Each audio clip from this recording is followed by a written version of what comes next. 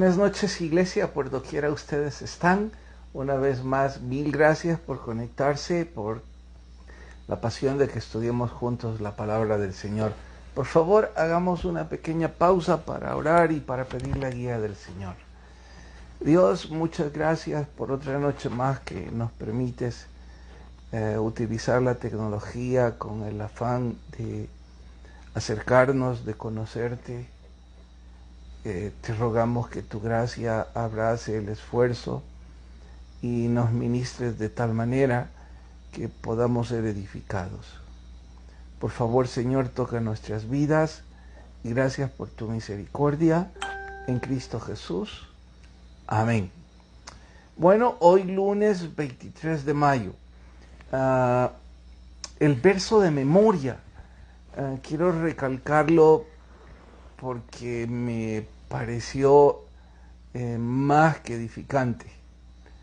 No multipliquéis palabras de grandeza y altanería.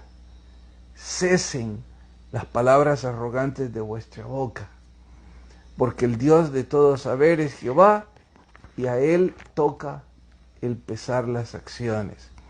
Este salmo, perdón la costumbre de estar en el libro de los Salmos tantas semanas, este verso lo escribió Ana, la mamá de Samuel, cuando Dios le concedió concebir. Me parece, no sé cómo antes no lo vi, pero a mí me parece más que edificante e importante de memorizar. Lo repito, no multipliquéis palabras de grandeza y altanería. Cesen las palabras arrogantes de vuestra boca, porque el Dios de todo saber es Jehová, y a Él toca el pesar las acciones. Primero de Samuel 2:3. Hoy comenzamos el libro de Samuel, así que capítulos 1 y 2, Jenny, arrancamos. 1. La Biblia aprueba las dos mujeres de Elcana. ¿Cuántos he escuchado? Yo no sé si entusiasmarse o simple y sencillamente la necesidad de debatir lo que es obvio. Ciertamente Elcana, padre de Samuel, uno de los grandes héroes del Antiguo Testamento, practicó la poligamia. Tenía cuando menos 2 esposas. Costumbre aceptada en la época, no en la Biblia. Cuidado, no se le ocurra sugerir que la Biblia aplaude o promueve semejante práctica. Sin embargo, sí hay que acotar que la costumbre de la época sí lo aprobaba, y si no lo aprobaba, pues no lo veían con recelo o con desaprobación, casi como, bueno, si usted puede mantener en un hogar 2 personas, es su asunto. Pero por supuesto que la Biblia lo reprueba, por supuesto que las consecuencias son tristes, que Dios se glorifique en personas que cometen errores como Elcana, eso no lo discutimos. Y que Samuel haya nacido de un matrimonio tan disfuncional. De hecho, Samuel es el único, si mal no recuerdo, juez, profeta y sacerdote. De ahí que pueden imaginar la talla de este gigante, ¿no? En fin, Ana, la esposa, una de las 2 esposas de Elcana, era estéril, pidió a Dios el milagro, Dios se lo concedió, y ahí nace Samuel. Este es el libro de él. Y el verso que antes señalé para memorizar es parte del canto que Ana compuso en gratitud a Dios por el milagro de la fertilidad. Bien, sigamos. 2. ¿Tenía derecho Ana a dedicar a su hijo al templo? Por supuesto, y era la mamá y tenía la autoridad sobre su hijo menor. Sin embargo, debemos entender el contexto, que cuando se habla de dedicar al templo se está hablando de consagrar. Eso significa que Ana prometió al Señor que su hijo consagraría su vida al servicio en gratitud. Ahora, eso lo tenían que hacer todas las familias. El primogénito tenía que ser consagrado. No lo vean como una acción única que pinta a la mamá de Samuel como un ícono. No. Sí es encomiable, aplaudible que haya cumplido su promesa y que quisiera consagrar a su hijo. Pero esa no es la responsabilidad de todos, por decreto deuterocanónico. Que la mayor parte no lo cumplía, ese es asunto aparte. Pero en fin, sí tenía la autoridad de consagrar a su hijo. Y qué bueno que lo hizo, ¿no? Vaya legado para la humanidad. Sí. 3. ¿Por qué los hijos de Elí no tenían conocimiento de Jehová? Esta es una de las historias más tristes del Antiguo Testamento. Una de las historias en las que me imagino muchos padres deben llorar. Porque los dos hijos de Elí, Ofni y Finés, eran realmente una vergüenza para su papá. Que por qué ellos no tenían conocimiento de Dios. Creo que la interpretación correcta es porque no tenían temor de Dios. Pienso que sí tenían conocimiento. Sí, sin duda estaban en el templo y fungían como sacerdotes. Entonces, seguramente conocimiento tenían. Sí recibieron instrucción, pero como Charles Spurgeon dice, que la doctrina sin práctica no sirve de nada. Entonces, por más conocimiento que hayan recibido, si no lo ponían en práctica, es estéril. Olvido quién es el otro que usó estos dos vocablos, no parte de nuestra jerga. Sin ortodoxia no hay buena ortopraxis, pero puede haber buena ortodoxia sin haber buena ortopraxis. Juego de palabras. El asunto es buena doctrina y buena práctica de dicha doctrina. Parece ser que estos jóvenes tenían solo la teoría, pero no la práctica. Y algunos historiadores y predicadores arremeten contra Elí. Dicen que fue culpa del papá. Bueno, yo no estoy seguro de que fue culpa del papá. ¿Por qué? Porque no es la única historia en donde hubo malos hijos con buenos padres. El caso puntual, si alguien está diciendo de veras, bueno, pensemos en Caín y Abel. Uno era la rectitud personificada y el otro la maldad personificada. Los mismos padres y sin ninguna otra influencia, uno bueno, otro malo. Pero ahí dice de que los miraba y no les decía nada. Es que esa es la razón por la que en la pregunta 5, me voy a anticipar, dice que si Elí hizo lo correcto. Eso es por la razón por la que los historiadores arremeten contra Elí, porque Elí parecía ser un padre ausente, que veía el error de sus hijos y no los corrigió. Ahora, paren ahí, sí los corrigió, sí los exhortó, sí les dijo, hijos, no es bueno lo que están haciendo. Lo que los predicadores arremeten contra Elí es porque creen que debió hacer más que eso. Debió hacer tomar una acción correctiva. Debió ser estricto.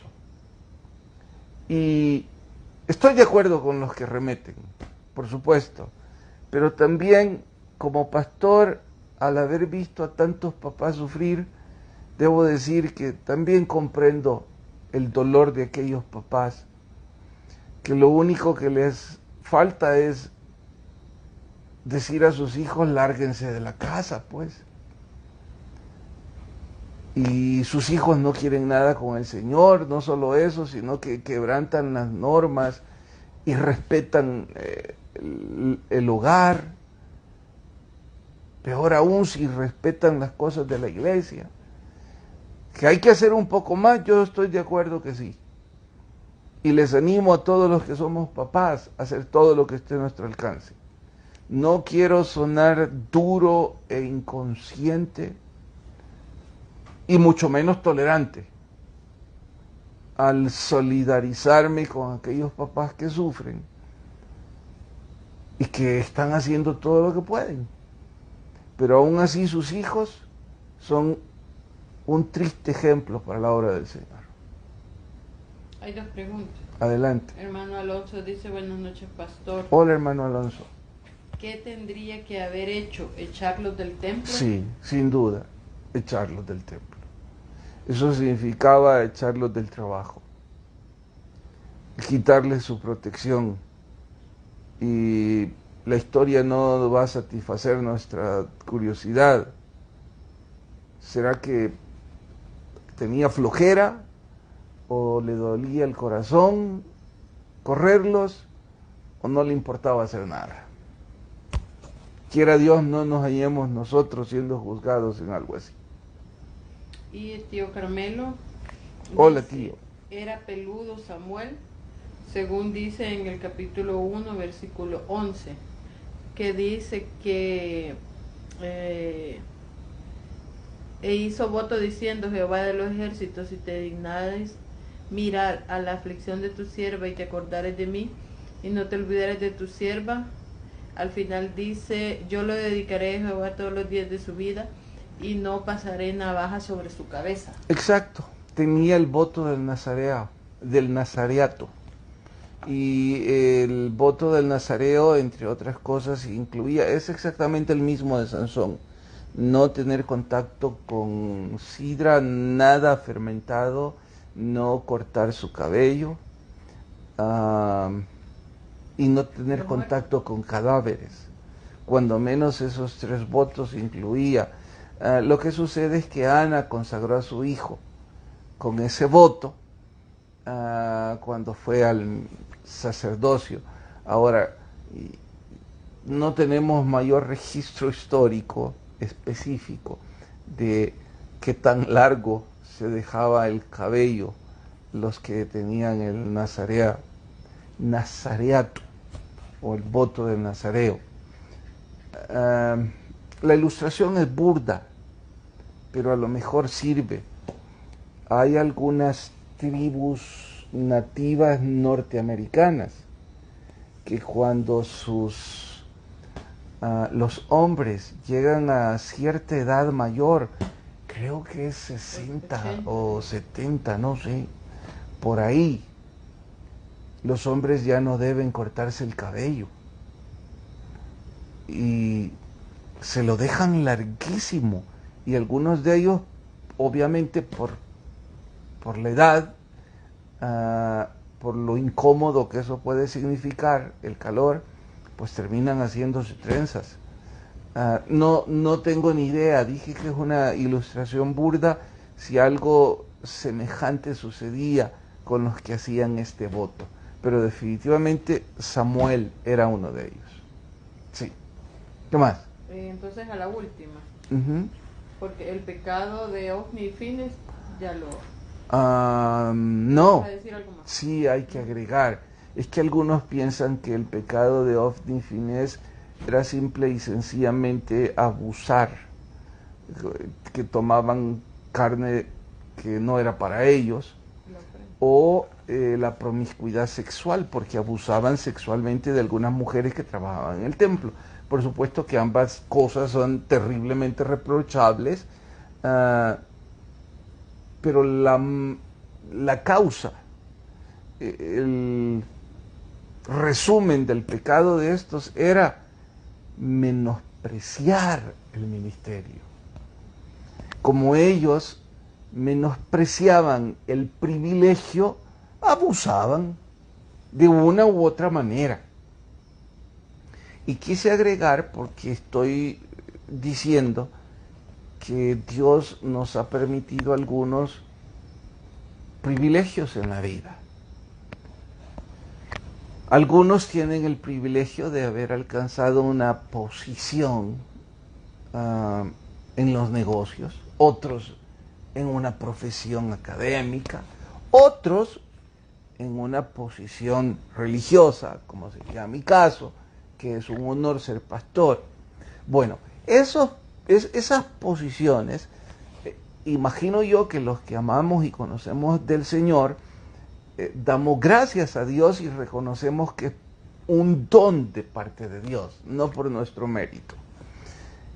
Pues bien, si es un don de parte de Dios, nosotros deberíamos cuidar dicho don y mostrar todo el respeto y la gratitud a dicho privilegio. El ejemplo es, bueno, significa que por ser el pastor voy a abusar de mi privilegio, significa que por ser en los negocios próspero voy a abusar de la gente que trabaja para mí, y así otros 20 ejemplos. Ese era el caso de estos, menospreciaban el privilegio, y en este caso obviamente el enfado de nuestro Señor fue mayor porque menospreciaban ministrar en su casa.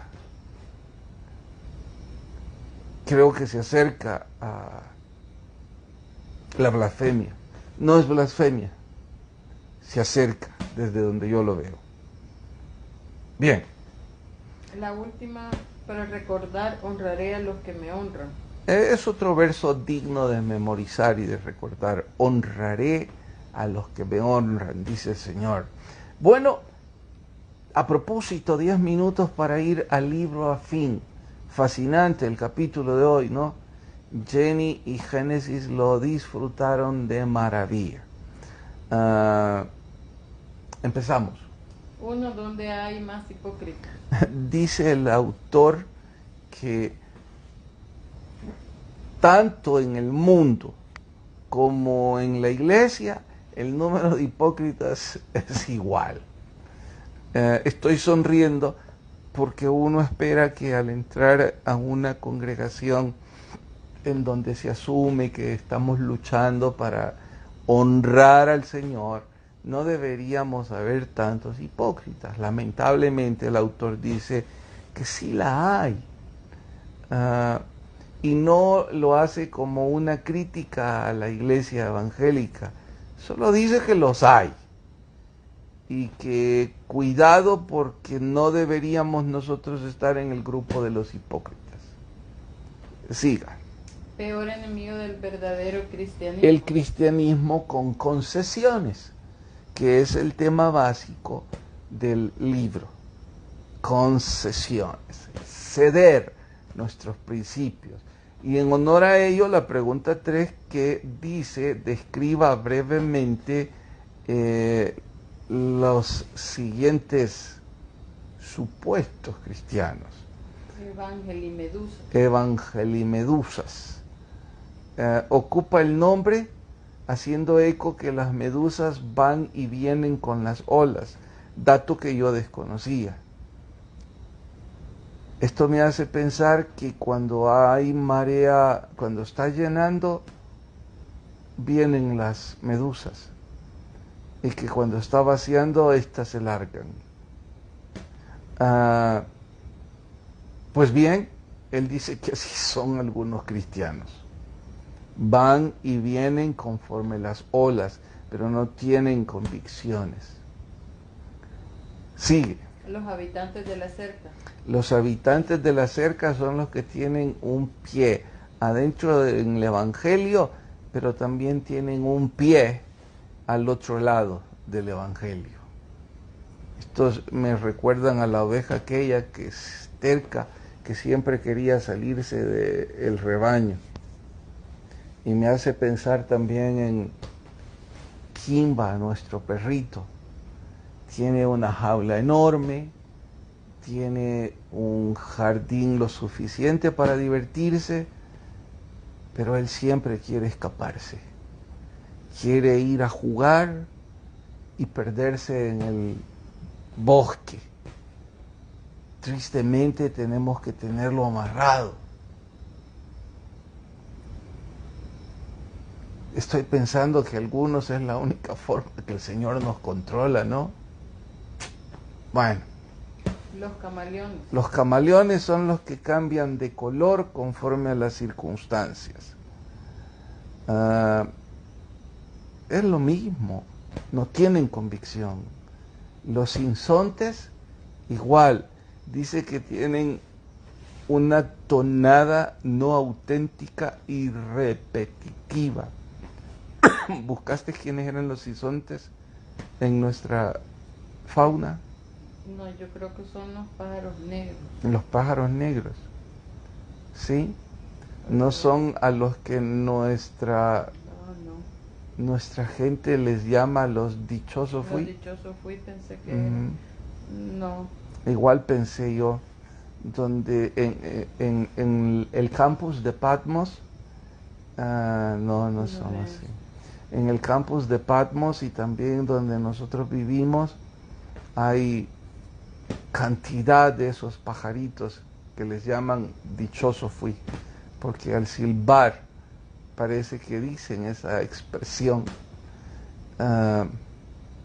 Y me hizo pensar porque el escritor dice que hay cristianos así como esos, que tienen una tonada que parece repetitiva, pero no es auténtica y tampoco es propia. Igual como los cristianos que ceden a sus convicciones. Y finalmente, los agentes secretos. Nadie sabe que son cristianos. Qué terrible, ¿no? La última. Destino de la 4. El ABC sería de no conocer al Señor. El ABC de no conocer al Señor. Creativo el escritor. A.